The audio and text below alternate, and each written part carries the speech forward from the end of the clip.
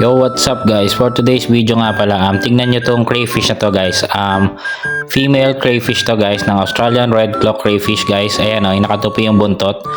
Possible buntis to guys. Tapos kinukulit pa siya ng ibang mga kasama niya. Pero may tagapagtanggol siya dito guys. Pansinin niyo isang crayfish na male guys.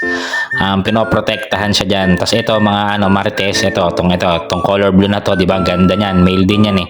Ewan ko kung anong trip nila, bakit yung buntis na to bumabaliktad. Pang second time around ko na nakakita ng gantong senaryo na babaeng crayfish yan na buntis. Kasi yan, nakatupi na yung buntot niya. Tapos parang tinan mo, nag-i-stretching siya dyan.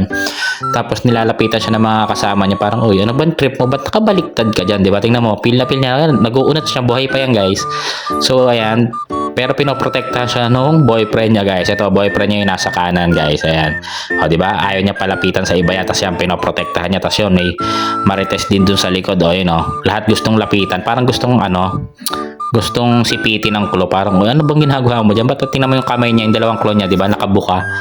Ayan, spread your wings, diba? Tapos yan, daming gustong lumapit, makikusyoso, diba?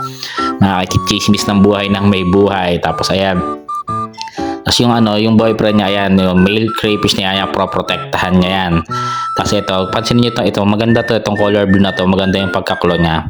Tapos yung mga nagtatanong nga pala, bakit daw ang lalaki ng molly fish ko dito guys? Kasi syempre, pag malaki yung aquarium nyo, tapos syempre, malaki yung space nila, so marami sila nakakain dyan yung pagkain sa crayfish, kaya lumalaki sila ng ganyan. Tsaka matatagal na rin yan, kaya nagiging breeder na molly fish na yan guys. So diba, yan yung mga crayfish natin. Tapos kung napapansin nyo, medyo madumi pa rin yung tubig natin kahit napalitan natin ito ng filter. So kailangan natin mag water change kahit 30% lang. Yung mga alikabok dyan, yung mga dumi-dumi dyan, kasi masyado nang maraming dumi talaga.